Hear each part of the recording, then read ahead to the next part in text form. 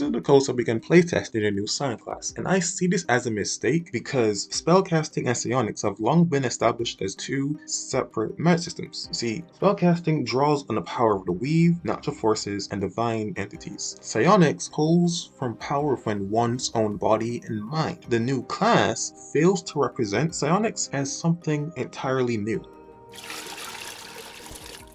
Divine Smite was changed from being a class feature to being a spell. I don't personally find this change offensive, but I know that many do because of the implications of this feature being a spell. Someone at Wizards of the Coast is failing to represent magic as more than spellcasting. This pattern continues elsewhere. We see that the Ranger's entire experience is centered around Hunter's Mark. There was going to be a subclass who was centered around casting Hex. There was a point during the 2024 playtest where the act of writing a spell was a spell in itself. Dungeons & Dragons 5th edition is highly fixated on representing magic as spells and spellcasting, and I think this is to the detriment of the game. We are missing out on opportunities to represent magic in diverse ways.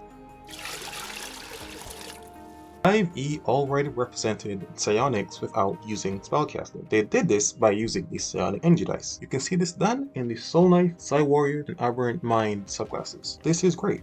Each of these classes bring an experience that feels like you're tapping into a type of magic that is different from spellcasting. The Psion also uses psionic energy dice quite well, but it has spellcasting tacked on. Psionic disciplines is all this class needs to represent how it does magic. There was no need to implement psionic spellcasting, and it reminds me that psionic spellcasting is just spellcasting, but you ignore some spell components. It feels like it's pretending to be something else, but it's piggybacking on something that it isn't, and it's weird. It feels like 5e is becoming less imaginative. Everyone gets their subclass at the same level, and magic is represented by the same mechanics regardless of its source.